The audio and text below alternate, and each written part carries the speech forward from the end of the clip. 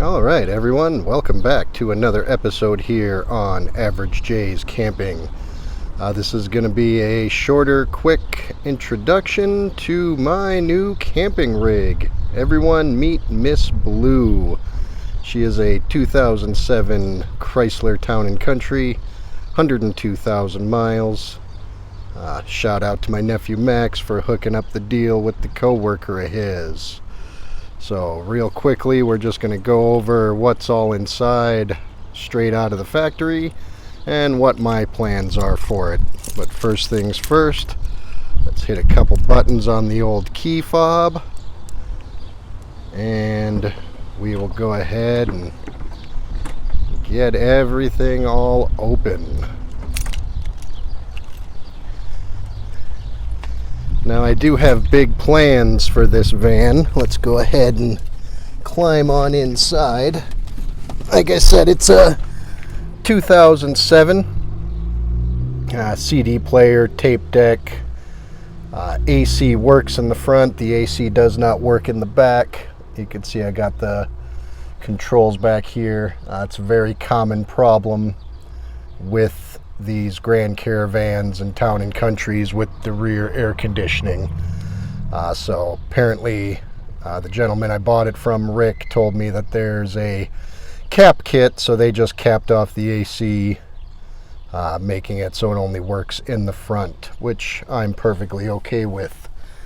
As you can see, the rear seats are stowed at the moment. And like I said, big plans for this. I am going to tear out a lot of the interior back here. A lot of the van builds I see on YouTube, they just build around all of this back here. But I can't help but think that there's a ton of air beyond this plastic that is, room I can use. The only decision I've really made, I've got a lot of ideas. I'm not a master builder by any means, so I am going to need help from friends, co-workers, people that know a little bit more than I do. But one thing I do know is I will be tearing out all of the Stow and Go seats, hopefully selling them on Facebook Marketplace for a few bucks. I have noticed that a lot of the minivan camper builds, a lot of people just stow the seats and then build over it. I'm not going to do that for two major reasons. Reason number one being these seats weigh a little bit. So if I take the seats out, that's more weight on the build that I can do. And so yeah, just weight. And then number two is these little compartments here. I don't know if I can get this one to come up. I haven't played around with that yet. Let's do the back and I'll show you because it's the same concept. The seats, they fold down obviously into these cubbies here. So if I keep the seats and just store them where they go, I don't get all of this extra storage.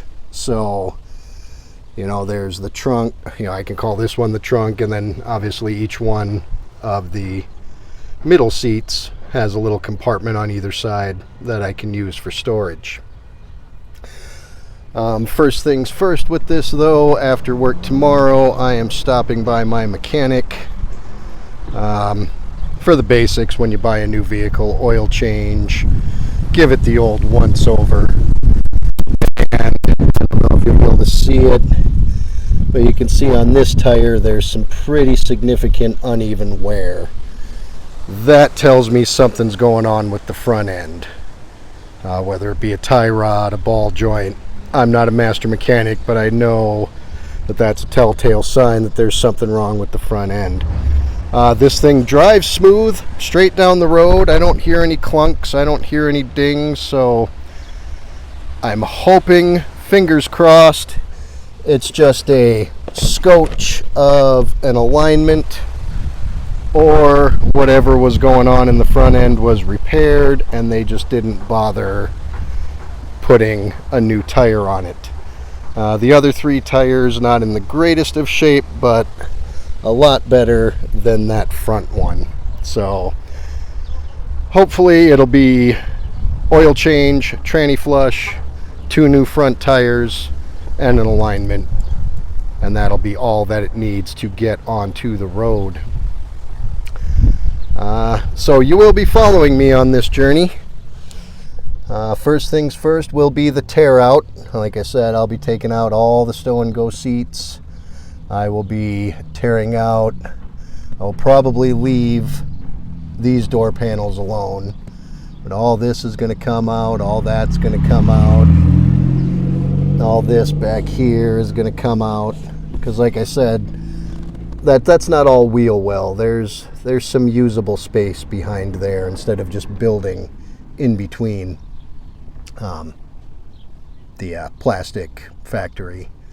And then of course I have noticed that, you know, the seatbelt tie down points are really good anchor spots for the build that you're doing. So I will be utilizing those once I get the seatbelts out. Well, like I said, first things first, let's get this to the mechanic tomorrow. Have the guys over at Richland and Sons put their expertise into it. But going forward, this is what I will be camping in. Lots of ideas, nothing written down on paper, but stay tuned, we'll figure it out together. Thanks for watching, tell a friend, like, share, subscribe, and we will see you soon.